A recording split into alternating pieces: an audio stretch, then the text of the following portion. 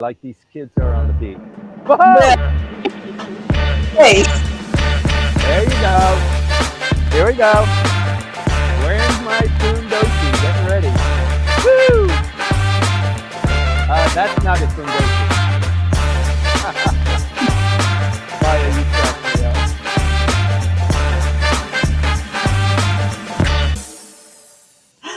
yes. Okay. So, good morning. Good morning to everybody watching us on LinkedIn, YouTube, and also listening to us in Clubhouse. Thank you for joining us on this Sunday. It's Sunday morning in Tokyo and probably Saturday evening elsewhere in the world, at least in the Western Hemisphere. Once again, we welcome you, Timothy Langley, the CEO of Langley Esquire, and me, Maya Matsuoka, for this 181st episode of Japanese Politics One-on-One. Well, Timothy is reporting once again from somewhere in Chiba. Actually, it seems to be the same beach as last week, and he said that he had just left his skateboard Yeah. in his car so that he can deliver this briefing to us. And before I give him uh, the screen, Floor. the board and the floor and the screen. Anyway, I would like to say that we are happy to have him with us and also grateful for his delivery of the news in Japanese politics, what happened during the week. This is possible thanks to his experience in Japanese politics, of course, and public policy, because also of his broad network here in Japan. Thank you very much, Timothy, for that. And let me give you the screen for the introduction, and then I'll have a word about our sponsors. But before that, please let us know what we are going to hear from you today.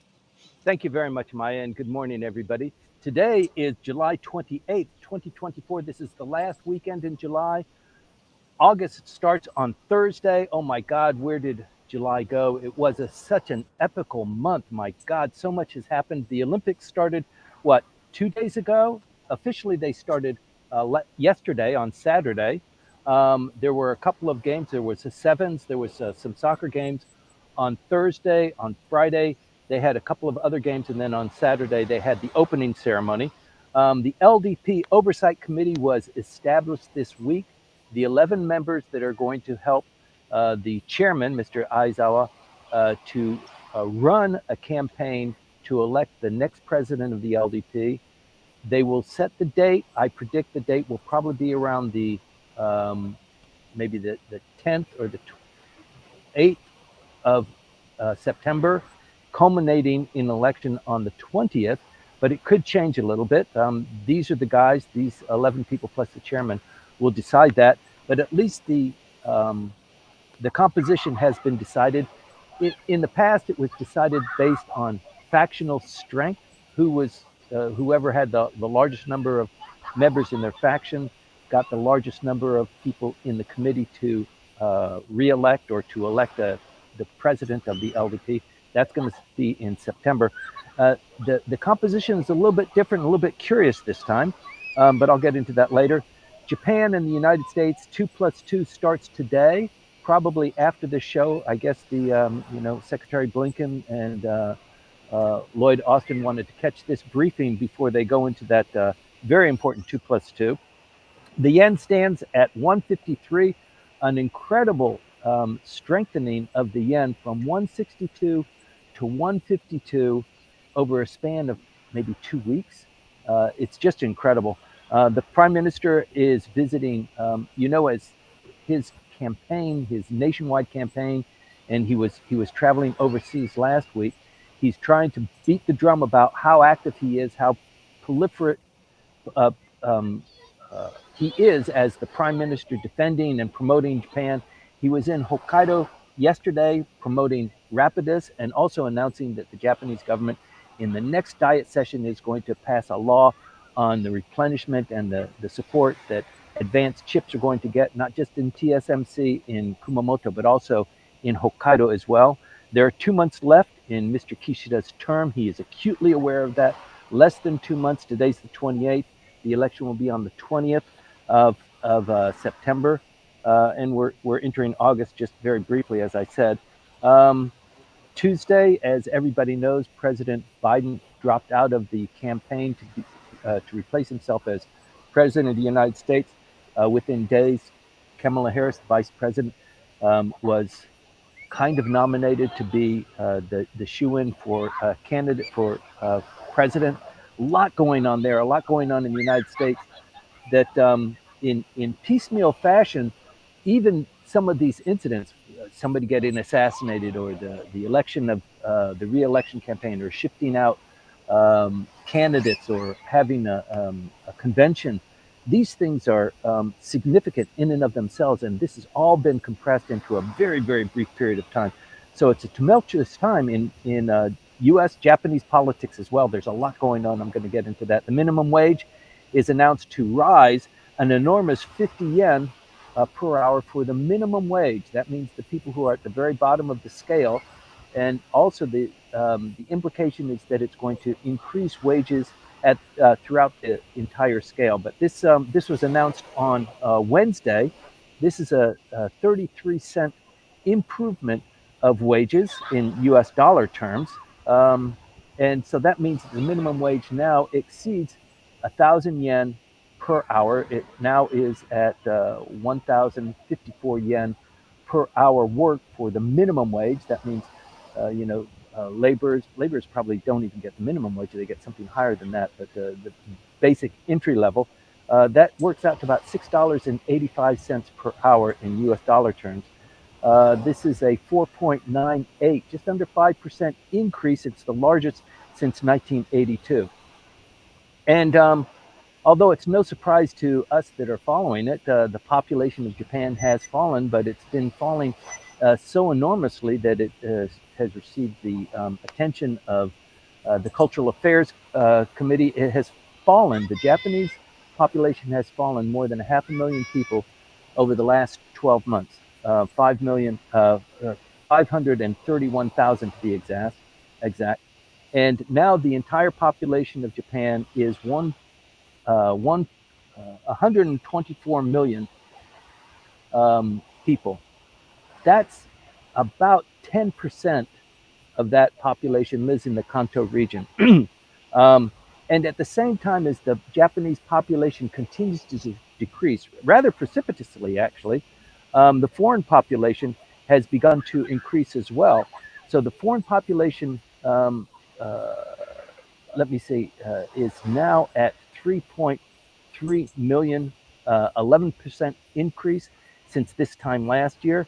And in Tokyo, the population of foreigners to natives to regular Japanese is about 4.65%. So there's a lot going on there. Even though the wages are increasing, they're trying to get people involved in the economy and to participate. It's really not working. Not only the ministries, the bureaucracies, the defense ministry is having trouble recruiting, but even when people are recruited, they start their job within 2 or 3 years. A large number of them just say, "Forget it, I'm out of here. This job stinks. I'll go someplace else and earn more money and have more free time." So that's going out throughout the entire economy. The culture is being impacted by that as well. So there's a lot of turmoil going on in the economy, in politics, in culture here in Japan. We're going to be reporting on all of that. Let me turn it back over to you, Mai, before I get into the bones of the briefing today. Thank you very much, Timothy, for this. And I would like to say a word of thanks to our sponsors before we dive into the details of this briefing. Well, the first sponsor, and thanks very much to Kanchu.com. This is Kanagawa Chuo Jutaku, the full name. But Kanchu.com offers services in 2 languages, English and Japanese, to individuals who want to buy and sell real estate in Tokyo and Yokohama. The company also does property management and investment property. So to work with them, please contact James Howell at james@kanchu.com, and you will get a customized response to your needs. Timothy, once again, back to you. So we need to talk in detail. Before that, though, we have a lot of comments on LinkedIn asking you and telling you to hydrate. So I hope Right. Yes. It's not just me, right? Who says this? Oh, okay. Thank you very much. So I've got a nice breeze coming at me towards my back. Directly behind me would be Mount Fuji. That's why I'm situated in this situation.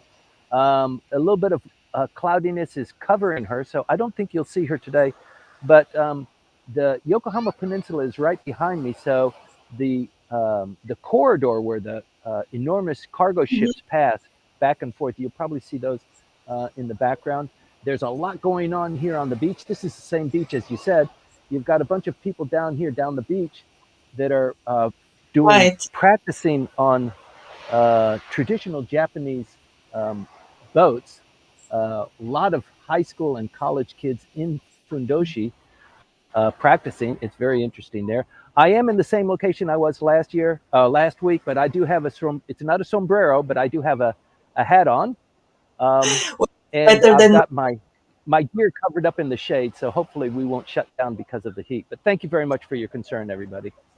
Yeah, thank you. And everybody who is watching and listening, and the people around you, you too, stay cool and please hydrate.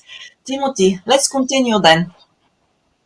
Let's go. So, as I Let's go. said, less than 2 months are left in the Prime Minister's term of office as president of the LDP. And typically, being president of the LDP means prime minister. So, from my perspective, if Mr. Kishida runs and he is not announced and he becomes prime minister again, I think he will immediately um, change his cabinet because some of the people that are in the cabinet are potential contenders. We don't know yet if they are, but if they are contenders, he's probably going to move them out and insert somebody else. And then there will be an election. If Mr. Kishida loses the election, similarly, there will be a complete change of government. The entire cabinet resigns. And whoever becomes prime minister will form their cabinet. And I think, again, they will form a new lower house with an election in the fall. And so this is so important, and it's so pregnant with meaning and impact geopolitically, also with relations to the United States. It's just essentially important what's going on in Japanese politics. So that Dan Harada and I will talk about this on Tuesday, the 17th of September. It's maybe 5 days before the election, 3 or 4 days before the election, and then we will do a wrap up and an analysis a couple of days after the election, also on a on a Tuesday. I think that's the 24th. So please be prepared for that. The details will be um, more firmly confirmed as we approach that, but it's a big deal, and it's something I want to prepare you for and educate you on how the election is run, who are the contenders, what's going to happen afterwards, and what scenarios there are. And then once the election is done, tell you what it potentially means and what to look forward to. Um, so thank you for that. So the prime minister, once again, beating the drum. I'm the prime minister. I am prolific and I am defending your interests. Is in Hokkaido. He was in Hokkaido just 2 days ago, um, uh, talking about Rapidus. Rapidus is the Japan local grown chip maker, advanced chips, nano wafers to be produced there, probably in production in about 5 years, but it's going under construction right now. It's a massive project. It's going to really vastly improve the economy of Hokkaido. Um, but that is replicated in Kumamoto, where TSMC is building their first plant for advanced chips and a second fab as well. So they're going great guns there. This is all a component of securing the supply chain. Most of these advanced chips, probably 90% of them, are generated for the global supply are generated out of Taiwan. TSMC is doing that. And the United States and Japan have convinced TSMC with a lot of subsidies to build another plant because things might happen in Taiwan uh, to have a fab and manufacturing facilities in Texas or in Arizona. I forget which place it's going to be, but that's going under construction too, and also here in Japan. So it's a very big deal there. So the prime minister was there promoting that and talking about how legislation is going to be enhanced. the Japanese economy is really in the doldrums. They're looking for something to hang their hat on, and obviously they have picked chips, computer processors, wafers, that sort of thing, very highly advanced thing, to be the world's leader in that. So it takes a little bit of lead time, but I think the plan of the Prime Minister, I was at a briefing with the Minister of METI on Wednesday. He also touted how much money, how much investment, how much emphasis is being put by the Japanese government there, so that in 5 years, the Japanese economy is focused on producing chips and condensers and wafers for the rest of the world on the most highly advanced quality. So that's where Japan is going with the manufacturing and with the technology, and it's a big gamble for them. So the yen has strengthened. The stock market is going through a little bit of volatility, but Japan is always going to be a good bet. You've got a lot of people in the government who are well-intended, smart, and are trying to drive the economy. It's been 20 years while we've been in the doldrums, and I think the Prime Minister is eager, as is everybody in politics, trying to get more out of the Japanese economy. Motegi, for his part, Mr. Motegi, as you know, is the Secretary General, and you've got the 2+2 that's in Tokyo today, and you would think that Mr. Motegi, wanting to be a candidate, would be present and available for briefings or to meet people or to attend maybe cocktail receptions with these very important, visitors. He is, on the other hand, in Thailand, Indonesia, Singapore, and the Philippines. So he's trying to burnish and polish up his foreign policy chops as a potential candidate for Prime Minister. He's not announced. Nobody's really announced yet. Even Mr. Shigeru Ishiba has not formally announced, although he's talked in kind of cryptic terms about what he's going to be doing, and we fully expect him to be a candidate. You've got Miss Kamikawa, who is the foreign minister. She's joining the 2+2. She has not announced. I don't think she would be a candidate for Prime Minister. She, as you know, is very close to the current Prime Minister. She was handpicked by him to become foreign minister to replace Mr. Hayashi, who he made as the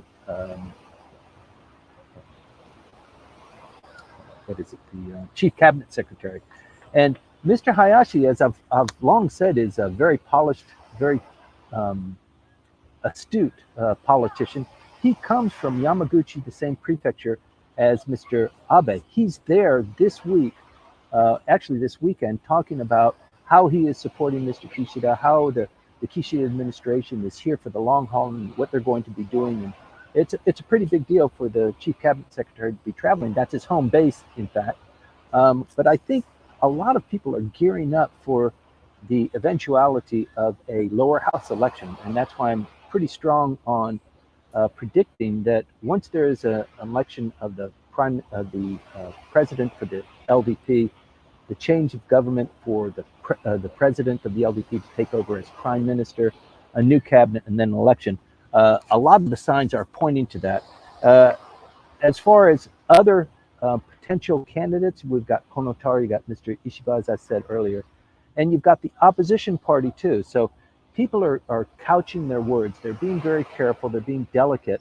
I think even Mr. Ishiba has said, I'm not going to say anything until after Obon. Obon is in the middle of August, and probably maybe less than 20 days or maybe even 30 days before the start of the candidacy. Then people will start coming out of the woodwork. They'll say, I'm going to be a candidate. I've got 20 signatures, that sort of thing. At the same time, there is one candidate, Miss Takaichi, who ran against Mr. Kishida in the election of 3 years ago. And you remember, she was supported by Shinzo Abe. And Shinzo Abe is not here anymore. She doesn't have the support of the Abe faction to do that. And two of the people that signed her endorsement are on the election committee for selecting who's going to be the new president. And that means that they are relinquished from their ability to support a candidate one way or the other because they're on the committee. So two of the 18 that she, or two of the 20 that she had 3 years ago, in light of the fact that she doesn't have the support of Mr. Abe, she doesn't have the support of the Abe faction. The Abe faction is no longer existing, and faction members, previous faction members, are actually, I think, encouraged to vote with their conscience. They're not ordered to vote based on what the faction directs them to. So it's going to be a really volatile election race, and I think that's why people are being very careful, including the prime minister, not saying he's going to attempt to succeed himself. I think the best gamble for him is he is the incumbent. He's going to have a tremendous advantage if he decides to run. And so he's just holding back and seeing how the cards play out. If he wants to be prime minister, I think it would be hard to beat him, but you never know. There's, it's Japanese politics. On the other side is the opposition party. So this is the LDP side. Here's the opposition party. They are also gearing up to take care of business. The number one opposition party is the Constitutional Democratic Party. Their leader is Kenta Izumi. He's getting a couple of darts thrown at him. He's not doing such a good job. You should have done it this way instead of that way. You shouldn't have done with Renho, with the election of the governor of Tokyo. A lot of different things there. So he's getting a little bit of ankle nibbling from people that are in his party. There is already scheduled to be an election or a convention in September. The last time they had this convention for a party leader was at the same time that the LDP held it, and that was 3 years ago. And what happened was they ran their election campaign at the same time that the LDP ran their election campaign, and the news only followed the LDP, and nobody was shining a light on what was going on with the Constitutional Democratic Party. And as a consequence of that, I think their status as a serious opposition party fell, and they did poorly as a consequence of that over the last 3 years. This time they're going to stagger it so that the convention for the Constitutional Democratic Party and for the leadership falls before the LDP campaign starts. Hopefully that will smooth things out and give them a little bit more press coverage. But it's really complicated for Mr. Izumi because, in the Constitutional Democratic Party, there is the former Prime Minister, Mr. Noda, who is kind of complaining about that. Yoshihiko Noda was Prime Minister, even from the opposition party. You might remember after Mr. Aso resigned as Prime Minister, there was an election, and the opposition party took over. That was led by Mr. Noda. He's in the Constitutional Democratic Party. And when asked, why don't you run again, or are you going to run against Mr. Izumi, he says, no, I've already done it, and probably it would not be a cool step for me. However, his number two, Mr. Edano, who was the Secretary General and a very powerful longer term than Mr. Izumi in the Constitutional Democratic Party, he has said, I think we need a change in government. We need a change in the leadership of this party to challenge the LDP. So that's him kind of threatening Mr. Izumi with his intention to run as a candidate too. That would be a tough race, probably cause a little bit of turmoil in the party as well. Might diminish it, might strengthen it up. That's what's going on. Speaking of strengthening things, the two other opposition parties, the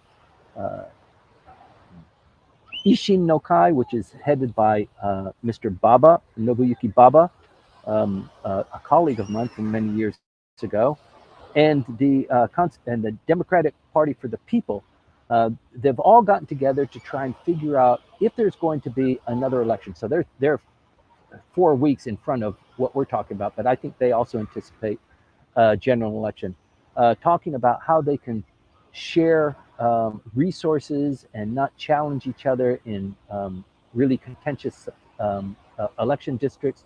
So I can't have a candidate spread throughout the entire country, but you take this part and I'll take this part, and made the better man win. So they're trying to do that. And also there was a very important dinner meeting this last week that was reported where they talked about collaboration. So just reading the tea leaves, you can sense that something is coming up, and there is palatable reverberations going on in um, the political world. We're going to keep an eye on it and continue to report to you. Speaking of volatility, I mentioned that the Japanese yen over the last 2.5 weeks has gone from 162 dollars to the yen to 152 dollars to the yen just this last week. That's a precipitous strengthening of the yen. It followed intervention probably twice by the Japanese government. They pushed money into the market. They purchased yen and strengthened it up, but that always takes a lot of money. But it was somewhat successful, and it looks like it's having a cumulative effect.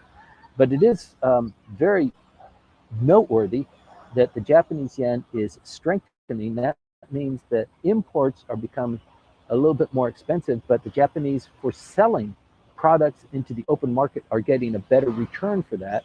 So it is going to help the economy if they can keep it at 152. It stayed at 152 very briefly. It closed out on Friday at 153.7. So there's still a little bit of up and down, but as a consequence of that, not just only the strengthening of the yen, but the weakening of the stock market in the United States too. Excuse me. Wednesday and Thursday, there was some real volatility. The Dow Jones Industrial Average fell 1.2%. Nasdaq Composite fell 3.6%. Standard & Poor's dropped 3.2%. And the following day, since, when the United States sneezes, Japan gets a cold, the 225 Nikkei average fell 10% from the peak from early in July. So the Nasdaq falling 10% is huge for the stock market to do that. There were some significant deductions just over on Thursday. Hitachi and SoftBank lost they lost 9% of their share value in just one day. So the volatility there and the strengthening of the yen, it's a combination that bears watching. We're going to continue to watch it and report to you on it, but it's going to have a significant impact. And if it continues, if this momentum continues, probably the likelihood of Mr. Kishida succeeding himself is enhanced. So it's all a combination there. When people have asked what is going on here, why is the yen continuing to strengthen, many people point to candidate Donald Trump's comments last week about the yen being so weak, it's too weak, and the US dollar is too strong. We need to balance those things out. So that sort of thing has an impact. And as the campaign gets hotter, it's been a honeymoon period for Vice President Kamala Harris. Her numbers are really rocketing up as the president decided he wasn't going to run, and then she stepped in. There's a lot of energy going into that. That will probably level out as the campaign gets more and more heated up. It's going to be a very exciting August, September, and October. So we're going to continue to watch that. The interrelationships between what's going on there and what's going on here is unmistakable. Speaking of hitting a snag, it turns out that, you remember the advanced jet fighter project that is being compiled by a consortium, including Britain, Japan, and Italy. The British government has had a change in government. They have a new prime minister now. Keir Starmer is the new prime minister, and he's got a defense policy paper that is due probably in September or October. And he has said, this consortium with the Japanese and the Italians, I don't know if we're going to have the money to kind of do that. At the same time, at the air show in Farnborough in England, the advanced jet fighter, a prototype, a desk copy, not a real copy, was showcased at the air show. A very advanced technique and aerial design. So there's a lot of interest and energy going into that. The Japanese were a little bit not really upset about it, not quite jubilant, but they have their own problems in facilitating the amount of money that this consortium is going to take. Everybody has to take 1/3 of it, and they have to participate in it.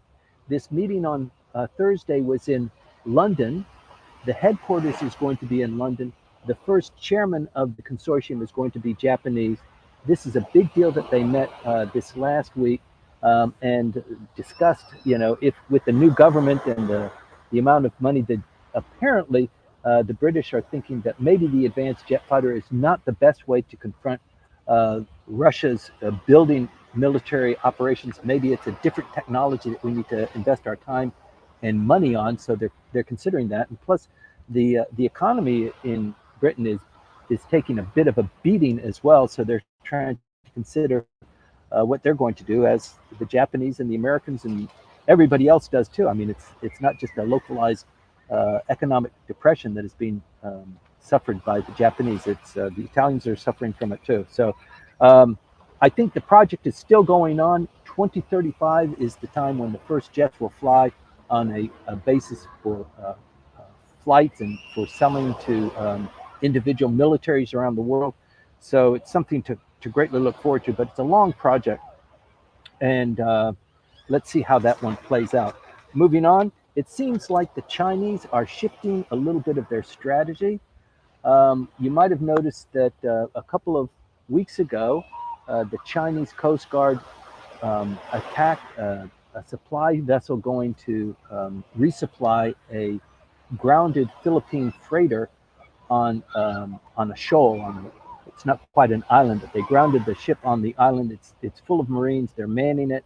They need to be resupplied. One of the Filipinos lost a thumb. They were attacked with axes and threatened in water cannons, that sort of thing. They've backed off a little bit, and now China and the Philippines have made a provisional agreement about the resupply of this boat. You probably, I don't know how much you're following, but it's in the Spratly Island chain. It's a contested area between China and the Philippines. Japan also claims some territorial rights there. But there's a place called the Second Thomas Shoal. It maybe becomes an island at low tide, and then it's submerged at high tide.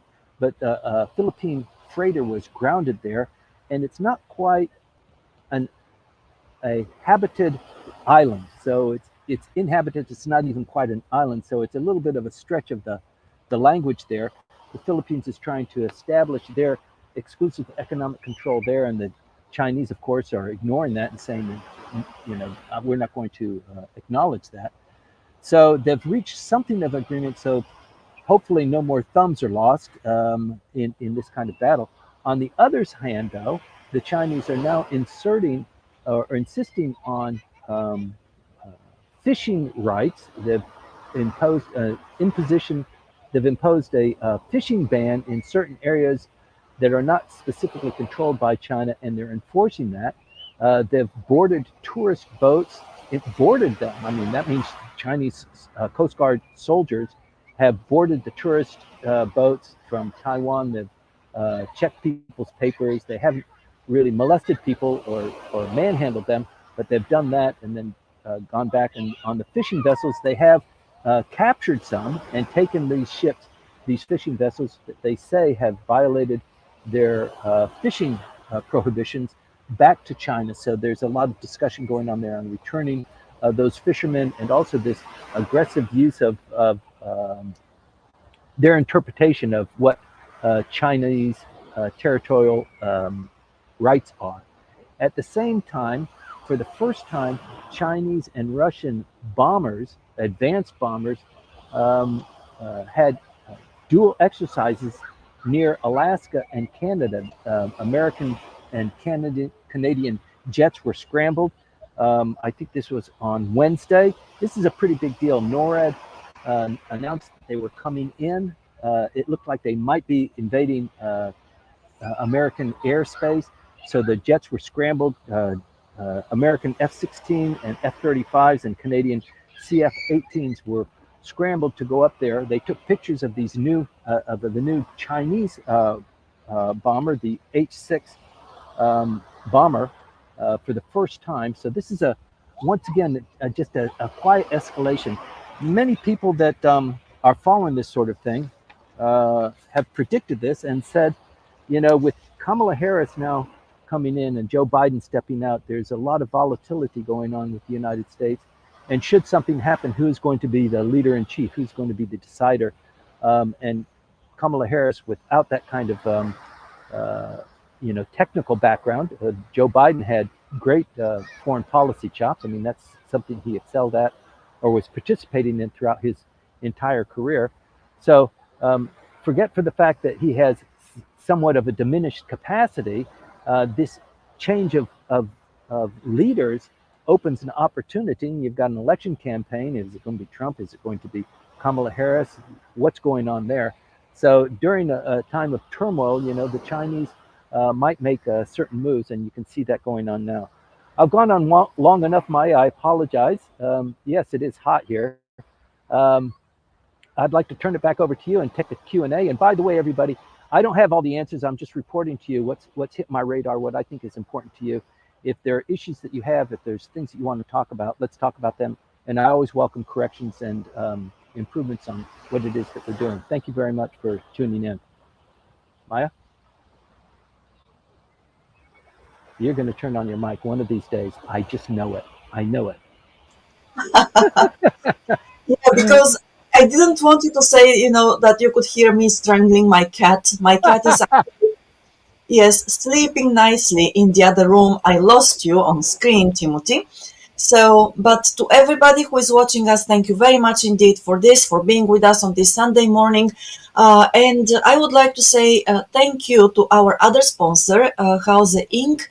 Houze Inc. Also offers bilingual services in custom home design, construction, and renovations, plus commercial building construction. And in order to benefit from their services, connect with Hana Urushizawa Howell on LinkedIn, and you will find their contact details on YouTube in the description of the video there. But I'm sure that you're a member of our community. You already have met either James or Hannah. If you haven't yet, reach out and connect with them on LinkedIn. So thank you very much for this. Also, if you're watching us on YouTube or if you're watching us on LinkedIn, please remember to show that you're there, to tell us that you're there by hitting like or subscribing or maybe following, giving us a follow on LinkedIn, because we all have to know that you have been there. So thanks a lot again. Timothy, I lost you. I cannot see you on screen. Could you please? Isn't that good news, though? No, no. Mm-mm. So please try to appear Okay. once. Whew. Okay, here we go. Oh, okay, great. Good. How's that? Yes, very Whew. nice. Okay, I hope that you can relax a little bit while answering the questions, because we have quite a lot of them this time. And I'll start, sorry for being so selfish, but I'll start with my own questions this time. I have two of them. Okay. So bear with me. The first one is you talked about the candidates for the president of LDP, right? LDP presidency. And you mentioned a couple of people, a bunch of people actually, but I couldn't hear any new names there. And you No. mentioned, yes. So how come that we are always, the audiences and the general public are subjected to the same, to hearing and seeing the same faces and hearing the same names? Yeah, that's one of the defining characteristics of Japanese politics. It's this, many of these seats are um, inherited seats. So you have the grandfather took the seat and he ran, and then his son, and now your grandson. So there are many seats that are like that. Mr. Hayashi is like that. Mr. Kishida is like that. Mhm. There, Konotaro is like that. Konotaro is, I think, he's the grandson of of a member of parliament. So there are Right. some legacies, and in order to be qualified to be considered as the candidate, forgetting for the moment whether you have the desire to do that or whether you want to be exposed to that kind of turmoil in your life, um, requires a couple of ministerial positions, maybe three or four. One of them should be prime minister or chief cabinet secretary Mhm. or member or minister of finance. METI is also very helpful. But in your path to becoming a prominent Japanese politician, you've probably had one or two of those roles already. So the number of people that you can potentially talk about is very limited. Plus, they're always being interviewed by people. Their language is being analyzed and parsed to see what it means, what they actually mean. So Konotaro or Mr. Ishiba, they have dinners. Their microphones are shoved into their faces. What do you think about this? And do you have any intention? So we pretty much know. Also, if you've been a candidate once, you're likely to be a candidate again, even though you lost the last time. And we have maybe three candidates like that. So Ishiba, Takaichi, Konotaro are most likely to be candidates we can guess, but we just don't know yet. Right. And it might be that if Mr. Kishida decides he wants to run again, some people will just say, "I'm not going to run." If I run, I'm going to be on the enemy side. I'm a minister now. I'm in his cabinet now, and if I run and Oh, okay. challenge him, I'm out. So a lot needs to be decided, and it's a very hefty responsibility to throw your hat in, because if you're on the losing side, what happened previously in Japanese history. If you were on the losing side, you and your family and your dog and your chicken, everybody was killed, right? I'm not saying that Well, that's going to happen here. right. Losers don't get any quarter. You are Hmm. pushed aside. Um, your loyalty has been questioned, and without loyalty, particularly in politics, you got very little credibility to work on. So the Right. number of people who are potential candidates is rather limited, and that's why we kind of know who they might be. The difficulty is in figuring out who actually is going to throw it down, get 20 members to endorse them, and the battle is on. Well, at the same time, some observers, of course, not people have not announced yet. The candidates have not announced yet that they're going to run for that election. But because, as you mentioned, we already know more or less who is going to be a candidate there. Still, some observers say that there aren't strong candidates except for Mr. Kishida. So what does it mean? Because we already know that probably Mr. Motegi and probably Mr. Ishiba and Mr. Konotaro are going to run, and they seem like people who have a good potential to win. But those observers still say that they are not really that strong, and most probably we'll see the same person as Yeah, president of JP again. that's always a good gamble. In Mhm. Japan, it's always a good gamble that if there's something like this, some sort of contentious issue, more likely than not, the Japanese will go with the status quo. They'll go with what was going on before until something else pushes them out. So we're talking about Kenta Izumi, the leader of the Constitutional Democratic Party. He's yeah, it's probably status quo with him as well, although he's got two powerful people that are nibbling at his ankles. But also, everybody here on the channel knows that fights in Japan are very, very um, they're not real fist fights, and people don't really start fighting until it comes time to be really front and center.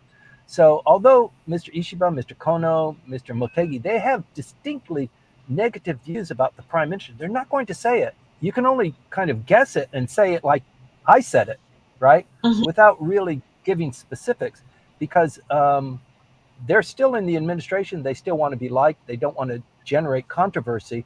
But when they've announced their intention to run, yes, then maybe the dirty laundry comes out. They talk about what he did with the money and the economic policies and how people are damaged by that and how we needed to have a change in government.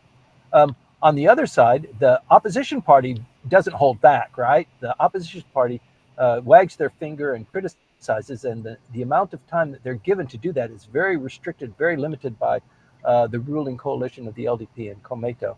So Right. it's a mixed bag, and that's why you need people like me or Dan Harada or Tobias Harris to talk about what it means, and this is the flow of things, and this is the likelihood of this outcome, because it's very um, opaque. Yeah, it's difficult to kind of come up with the correct analysis. Yeah, you mentioned the opposition, and that was the other question I had. Do you think that the opposition parties will ever really get to collaborate? Because we have heard that talk about their collaboration, that they have to unite in order to eventually gain some power. And Yeah, this talk has been around forever, and we yes. still cannot see the results of that. Okay, so that's a great question, and the reason why you haven't seen any movement in that regard is because of the LDP. And the Okay. LDP is, in fact, a coalition of parties, but we Mm-hmm. call them factions. Okay? Right. So, although they all adhere to a conservative view, a strong military, some of them to a less degree, the role of the emperor in Japanese society and in politics and government, um, the grand tent that is the LDP. In the past, you could only understand that by knowing what the factions were like, who was the leader of the faction, how many members they had, and that's gone now. So yeah, it could be that there is a change that the people who vote with their conscience rather than vote by the way their faction leader told them to. This is the first time that's happening in post-war history. The factions don't hold sway. So yeah, there could be a coalition building between what was formerly a faction together with some opposition parties, and that would turn things upside down. So it would require some sort of incident, a maybe a constitutional challenge, or maybe a kinetic action by North Korea or by China. It would require something big like that, and then the dynamics would change. But the dynamics right now are rather stable, so it's a good guess to say that the LDP will remain in power. They'll have their election. The constitutional Democratic Party, the opposition parties, will try and form coalitions. It's going to take a couple of elections. Even Mr. Baba with the Ishin said, we want to be the number one opposition party. We Mm-hmm. are a couple of steps behind the Constitutional Democratic Party. Ishin wants to be up there, but it's going to take two elections. And two elections, that's, generally speaking, maybe 6 years, five Right. years for two Yeah. elections to happen. So it's a Yes. long game. Okay, yeah, and so we have a couple of questions that actually, once again, related to what you just explained. So Great. the first one comes from Greg Melquire, and it is, what does, oh, just a moment, okay, what does the new factionless LDP look like? I think there are still shadow factions in play. What are your Yeah. thoughts on this? Great question, Greg, and thanks for joining us. The faction, so the only faction that is still in existence is Taro Aso's faction. They still hold their meetings, they still have an office, he still reigns supreme over that faction. The others are shadows, like Greg said, of what they used to be. So everybody has tendered their resignation or their termination of their uh, rental contract for the office. So the furniture's gone, the office is gone, but politics being as it is, you've been having breakfast with these guys for years, weekly breakfast. When I was a diet secretary, there was a weekly breakfast at Seiwakai. That's currently known as the Abe faction. I used to go to these breakfast briefings every week, and the entire cast of Seiwakai would be there. The leader of the faction would make a speech. He would take questions from the floor, that sort of thing. It was very clubsy, very um, yeah, very gentlemanly run. But these guys, politics is about forming alliances and chatting with people and having tea and building friendships and trying to get things done so that the next time it comes up, you're secure in getting reelected. So you make friends, you kiss babies, you do things, you help people out. And it's all about relationships. So even though the faction has died, and maybe you can't rely on Mr. Big giving you a certain amount of support during your election campaign, it might be a little bit weaker this time, but still you've got these relationships, these friendships that you have. It may be possible to allow you to have other relationships, to join other meetings, but these guys still have their breakfast briefings. They still get together. They might not have an office, but they still have that meeting on Thursday morning.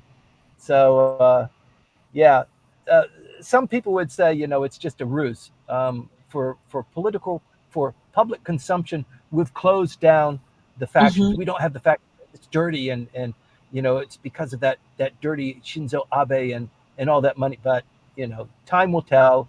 Let's the wind kind of clear the harbor out a little bit, and we'll be back to business in no time at all. Well, I cannot forget one thing that Dan Harada said in one of his briefings when he was talking about the factions, that people are social animals and they tend to form groups and tribes and so on. So even though, as you said, officially the factions are not there anymore, probably chances are that there are still groupings and groups Yeah. and formations within the LDP. So, Well, you do this on a social level.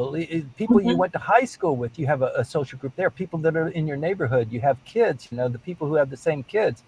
People, that's it's human nature to do that.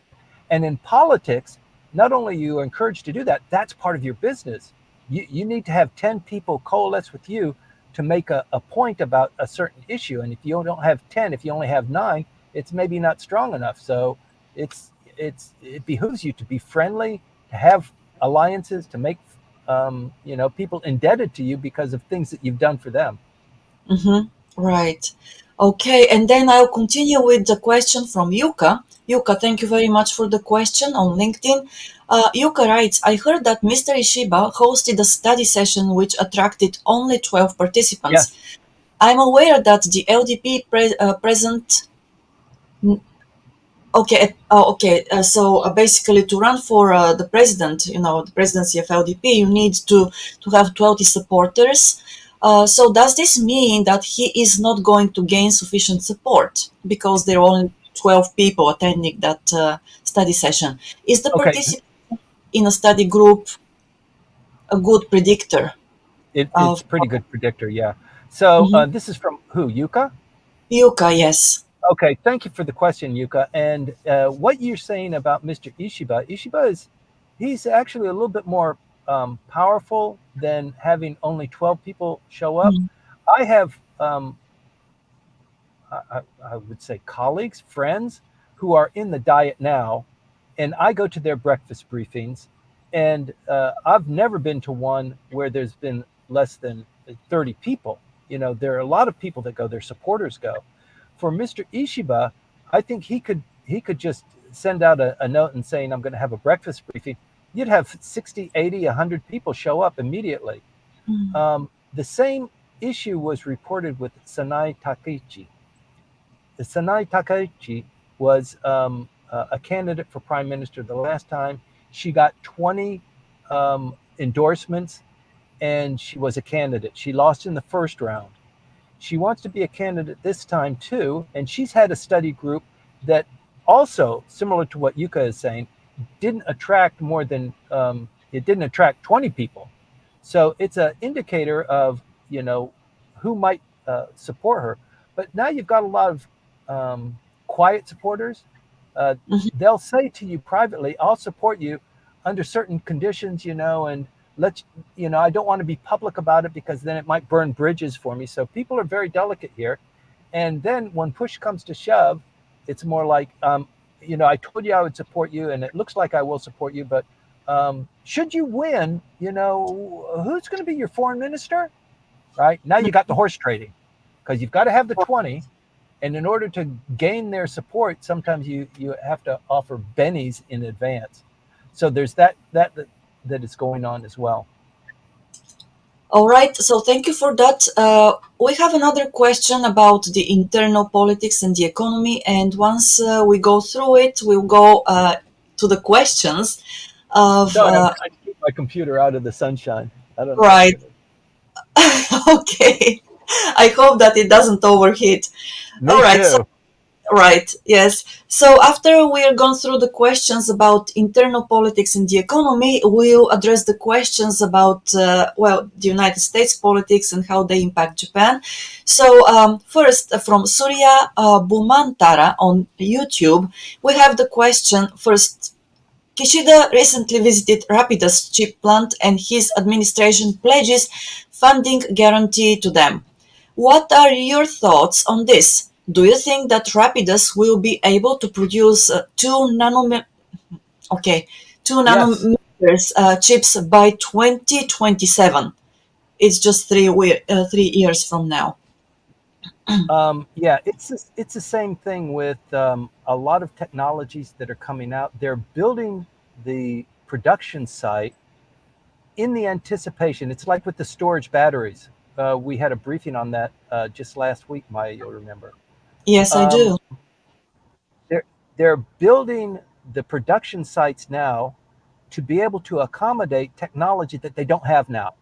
They're anticipating technology and chip design or storage battery design or intellectual property to be advancing at such a pace that by the time they're getting the machinery ready, that the technology has advanced a little bit more. So definitely, I think Rapidus will achieve that goal, and probably even more once they get the production and scientists and everybody there working together. But there's a tremendous amount of money that's being invested there. What the Japanese government is saying to these highly advanced companies, some of them are just upstarts or newly advanced companies where somebody got a PhD and they're developing something. The Japanese government gives them money. They say this is subsidy to help you advance this technology. You've briefed us on it. You've reviewed it. You're highly enthusiastic about it. So here's a couple of $1 million. Set up your operation in Hokkaido and begin to work with this team. And if it hits, this amount of money that we've invested in you will be turned into stock options or something like that. But there's a lot of money being bandied about there. In fact, when I went to my breakfast briefing with Meti Minister on Wednesday, he was talking about the enormous amount of money being devoted to Rapidus and the consortium there, but also to TSMC and also the feeder companies there. It's a generator of economic activity. It's kind of like the expo in Osaka. It generates economic activity on a far broader scale than even the expo. The expo is a 6-month exposition. It generates a lot of wealth and economic activity for the 2 years leading up to it for construction and real estate and offices and employing people. And then there's a little bit of a shadow afterwards where they break down the site and there's a little bit of economic activity there. But with Rapidus and with TSMC, this is very long term. This is a 50-year plan. Right. Okay. Thank you for your thoughts on this, sharing them, and well, answering the question. Now we are moving towards external impacts or maybe external politics. Once again, from Greg Melquire, we have a question. Now that President Biden has stepped down, how do you see the coming election and the impact on Japan? Yeah, there's a lot of consternation going on there. Um, Shinzo Abe had a particularly unique relationship with um, Donald Trump. And there is nobody of the Abe stature to replace Shinzo Abe. Um, in order for somebody to go and have a meeting with Mr. Trump, it requires a lot of internal dynamics within the LDP.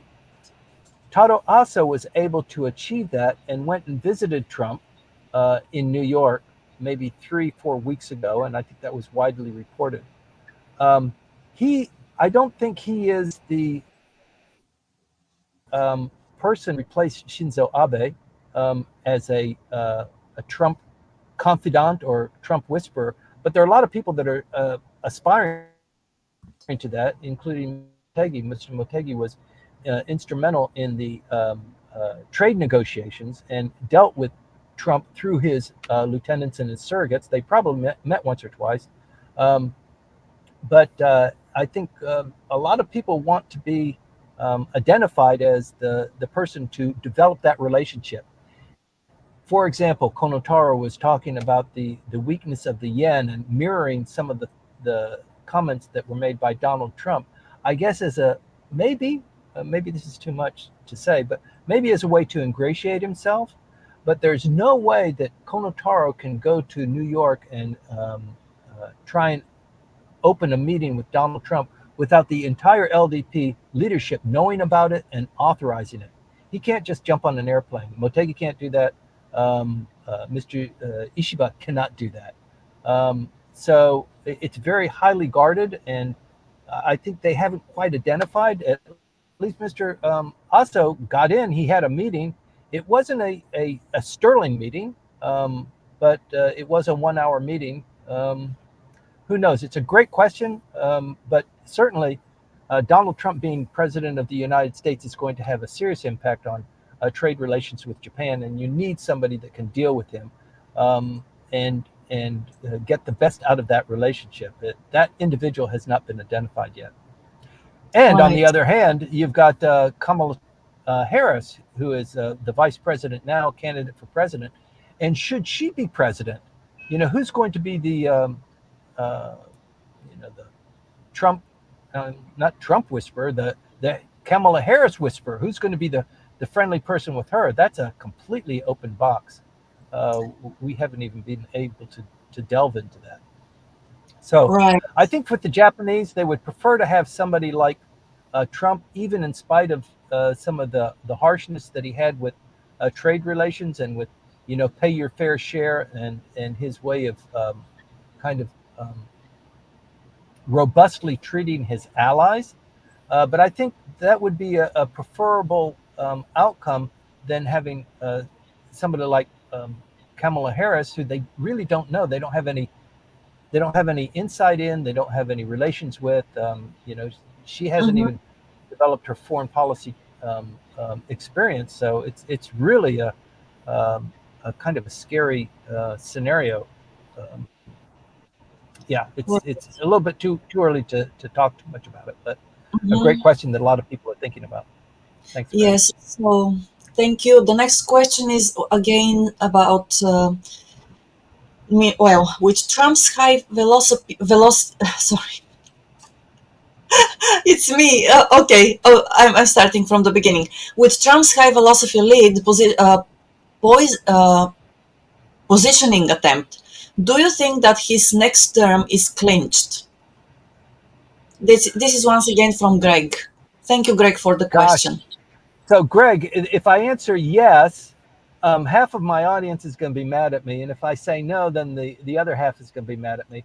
And Maya and I attempt to present a balanced view. I don't want to choose sides. I want to report the news. I want to talk about how things are being reported.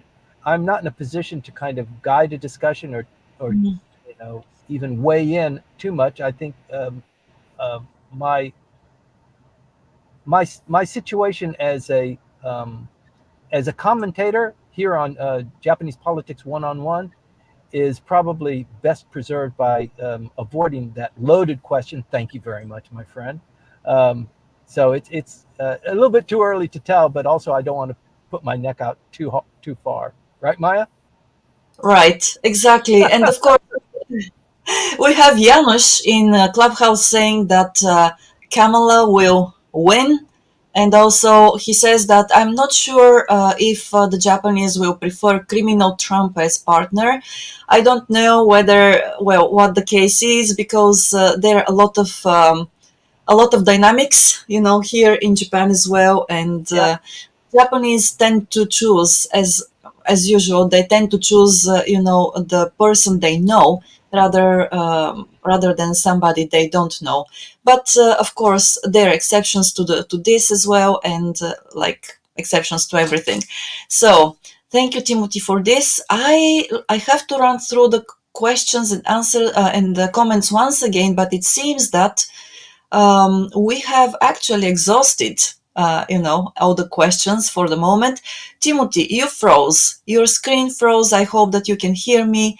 I don't know whether this is your computer overheating again or something else. Timothy, can you hear me? Hmm, not really. I guess it's the computer.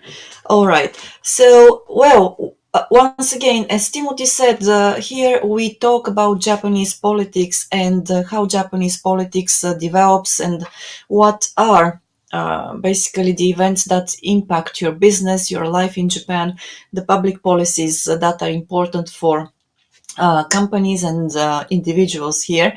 So, the politics in the United States is really something beyond our scope of discussion. But of course, those politics in the United States, also the politics of the European Union and other countries, they do have an impact on what happens here in Japan. So, from this perspective, we can share comments and also, some analysis, but it's not what we focus on in general. And yes, so thank you very much, really, to everybody who joined us. I cannot see Timothy coming back. Maybe his computer has overheated eventually. There is no way to hydrate the computer either. So, well, as silly as this sounds, that's what it is. And because of this, I will now once again say thank you to our sponsors, Kanachu.com and James Howell. You can contact James at Kanachu.com and Hana Uroshizawa Howell at Houze Inc. So thanks to both of you, and yes, to everybody who needs bilingual services in the field of buying and selling real estate in Tokyo and Yokohama, or custom home design and construction. Do not hesitate to reach out and connect with them. All right, Timothy, you're back. Yeah, Oh, sorry about that. Exact same thing. My phone got heated up, even though I've been protecting it. right. Well, okay, so we have gone through all the questions, all the comments for the moment, and that's all for the day. If you want to say something in okay, something in in closing, here you go, Okay, Timothy. thank you very much. And I apologize about that, Greg. We got cut off in the last part of it.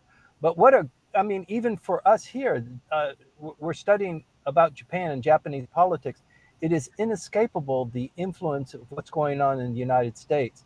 And particularly at this time, the volatility that's going on in the United States has a huge impact here in Japan, and also has an impact on, frankly, the election of the LDP president as well. So I really appreciate people staying tuned, watching this program, telling people about it, participating in the dialogue, like the dialogue that Maya runs, but also throughout the week we send out the synopsis. And by the way, I sent out a long synopsis this last week, almost 14 pages. I apologize for that, but we're just experimenting for the sweet spot on reporting to you what we talked about over the weekend. So keep your comments coming, because we always learn and benefit from that. And we're just trying to present to you the crispest, most salient points of what's going on in Japanese politics that's interesting and of value to you. So thank you for this opportunity. And Maya, thank you. Thank you very much to our sponsors as well. Yeah, thank you, Timothy, for being consistently here every week. Maya, Yes. next week is 182, exactly 3.5 years. Can you believe that? Woo! Well, it's difficult to believe it, but we are here. Even though, as you have said before, we never knew that we would get this far. So Yeah. thanks a lot to you, to your Thanks to the consistency. audience. For Thank you. yes, and to the audience as well. Okay, so that's it. And once again, from Hiroko-san, we have please stay hydrated and safe and cool. So that's it. You too, to everybody who is watching us and your families, please hydrate, please stay cool, please be with us next week again. That's all for the moment. And well, we hope to see you again next Sunday on Talk to you Wednesday. soon. Thank you. Talk to you soon.